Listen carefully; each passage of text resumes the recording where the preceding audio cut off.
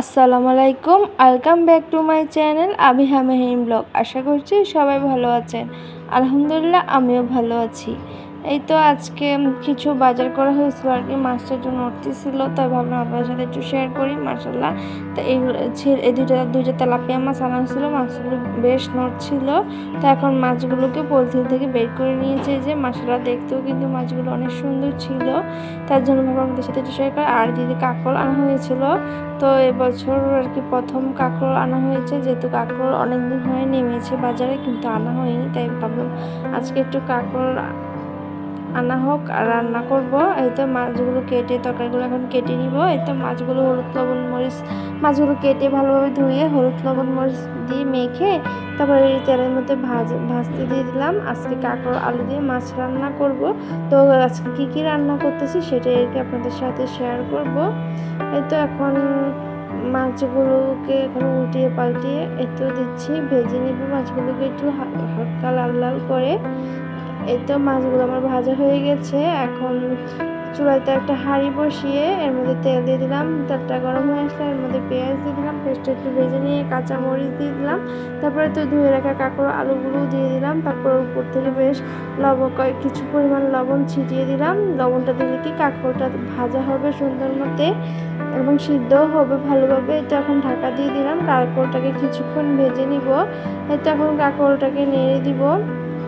কাঁকরোলটাকে কিছুক্ষণ ভেজে নিলে কাঁকরোল থেকে একটা সুন্দর গ্রান আসে, আর তরকারিটা যখন রান্না করা হবে তখন খেতেও বেশ দারুণ লাগবে। একটু কিছুক্ষণ কাঁকরোলটাকে ভেজে নিয়ে এখন দিয়ে দিলাম মরিচের গুঁড়া, হলুদের গুঁড়া, তারপর দিয়ে দিচ্ছি জিরার গুঁড়া পরিমাণ মতো। এখন দিয়ে দিচ্ছি অল্প পরিমাণ পানি দিয়ে মশলাটাকে একটু তরকারির সাথে ভালোভাবে কষিয়ে নিব।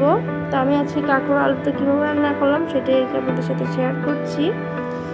এই তো ঢাকা দিয়ে দিলাম, এখন এবার কিছুক্ষণ কষিয়ে নিব। এই তো কিছুক্ষণ কষিয়ে নিয়ে এখন এর মধ্যে ঝোল দিয়ে দিচ্ছি। তো শর্টকাটভাবে আপনাদের সাথে শেয়ার করার চেষ্টা করলাম। এই তো এখন আমি আমার পরিমাণ অনুযায়ী পানি দিয়ে দিলাম। এই তো পানি দিয়ে এখন একটু নেড়ে চেড়ে দিচ্ছি।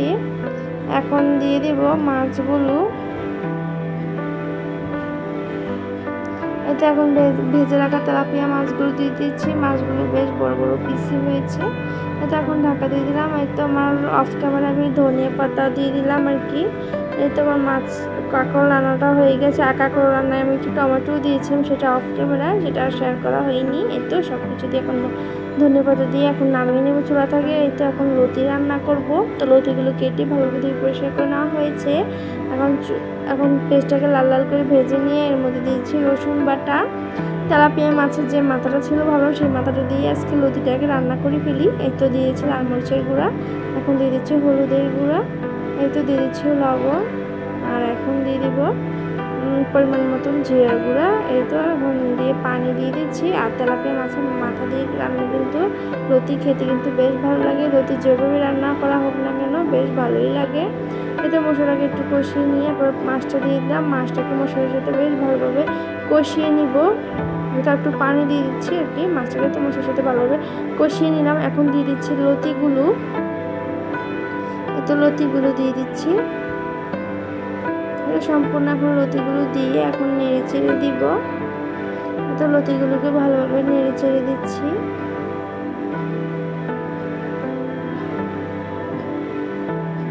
লতিগুলোকে ভালোভাবে নেড়ে চেড়ে এখন ঢাকা দিয়ে দিলাম। তো কিছুক্ষণ এভাবে কষিয়ে নিব, রান্না করে নিব আর কি লতিটাকে মাছের সাথে। এটা আবারও নেড়ে চেড়ে দিচ্ছি, দিয়ে এখন একটু ঝোল দিয়ে দিলাম। এখন একটু ঝোল দিয়ে দিলাম যেন লতিটা ভালোভাবে সিদ্ধ হতে পারে, মাছটাও যেন ভালোভাবে সিদ্ধ হতে পারে, সেই জন্য আর কি, যেহেতু কাঁচা মাছ দিয়েছিলাম। এতে বেশ ভালোভাবে কষিয়ে রান্না করে নিব লতিটা। এই তো এখন ঢাকা দিয়ে দিলাম। এই তো কিছুক্ষণ পরে তো আমার লতিটা রান্না হয়ে গেছে। আর লতিটা একটু ঝোল ঝোল রান্না করব, একটু পরে কিন্তু এই ঝোলটুকু থাকবে না, শুকিয়ে যাবে। এই তো আমার রান্না হয়ে গেছে কাঁকড় মাছ, আর এদিক দিয়ে লতিটা রান্নাও হয়ে গেছে মাছের মাথা দিয়ে। তো আমাদের আজকে দুপুরের খাবার। এই তো একদিন পাট শাকটা শুকিয়েছিলাম যে, তো শুকানোর পরে বললাম আপনাদের সাথে শেয়ার করব। শেয়ার তো আর করা হলো না, এটা অন্য একদিন করেছিলাম পাট শাকটা ভাজি, যেহেতু শেয়ার করা হয়নি ভাবলাম আজকে একটু আপনাদের সাথে শেয়ার করে দিচ্ছি। এই তো রসুন কুচিটা দিয়ে দিলাম, শুকনো মরিচ রসুন কুচিটা দিয়ে দিলাম, দিয়ে একটু ভেজে নিচ্ছি লাল লাল করে। আর পাট শাকটা কিন্তু বেছে নিয়ে তারপর আর কি কুচি কুচি করে কেটে নিয়ে তারপর আর কি শুকিয়ে নিয়েছিলাম। তো পাট শাকটা যখন ভালোভাবে শুকিয়ে আসে তখন আর কি পাট শাকটাকে সংরক্ষণ করে কিন্তু অনেক দিন রেখে খাওয়া যায়, যেহেতু পাট শাক একটা সিজনে নামে, দেখা যায় সিজন শেষ হলেই চলে যায়, কিন্তু যদি শুকিয়ে রাখা হয় তাহলে কিন্তু বছর জুড়েই পাট শাকটা খাওয়া যায়। যে যতদিনের ইচ্ছে ততদিনের জন্য করে নিতে পারেন, যতটুকু আর কি শুকাতে পারেন। আর এই পাট শাক শুকনো পাট শাক ভাজিটা খেতে কিন্তু অনেক মজা লাগে। তো যারা কখনো খাননি এভাবে একবার খেয়ে দেখবেন, অনেক মজার হয়। চাইলে একবার আপনারা ট্রাই করে দেখতে পারেন যদি আমার এই রেসিপিটি আপনাদের কাছে ভালো লাগে থাকে। আমার তো বেশ পছন্দ। এভাবে রসুন কুচি শুকনো মরিচ ভেজে নিয়ে একটু লবণ ছিটিয়ে দিয়ে জাস্ট পাট শাকটাকে তেলের মধ্যে আর কি ভেজে নিব।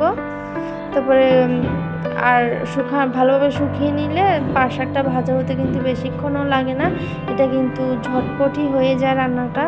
এই তো আমার পাট শাক ভাজা হয়ে গেছে, এই তো নামিয়ে একটা বাটিতে নিয়ে নিলাম পাট শাক ভাজাটা। আর একটু শুকনো মরিচ হলে কিন্তু ভালোই লাগে পাট শাক ভাজা খেতে। আর দিয়ে দেখতেই পাচ্ছেন টিপ দেওয়ার ফলে কতটা মচমচে হয়েছে, ভেঙে গেল। এই তো আর হচ্ছে আজকে বিকালে আর কি পিৎজা খেয়েছিলাম, তো একটা পিৎজা নিয়ে এসেছিলাম বাইরে থেকে। আর পিৎজা কিন্তু আমার পছন্দের একটা খাবার, আমার কাছে কিন্তু অনেক ভালো লাগে। এই তো পিৎজাটা কিন্তু দেখতে বেশ সুন্দর ছিল, খেতেও মজার ছিল। তো আমার মেয়ে একটু পরপর আর কি পিৎজাটা ধরতেছিল।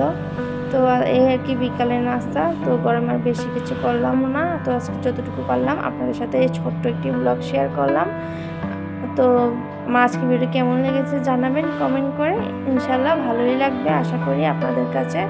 তো আজকে ভিডিওটা আর বেশি বড় করছি না। তো সবাই ভালো থাকবেন, সুস্থ থাকবেন, আমাকে একটু সাপোর্ট করবেন। আল্লাহ হাফেজ। Thanks for watching video.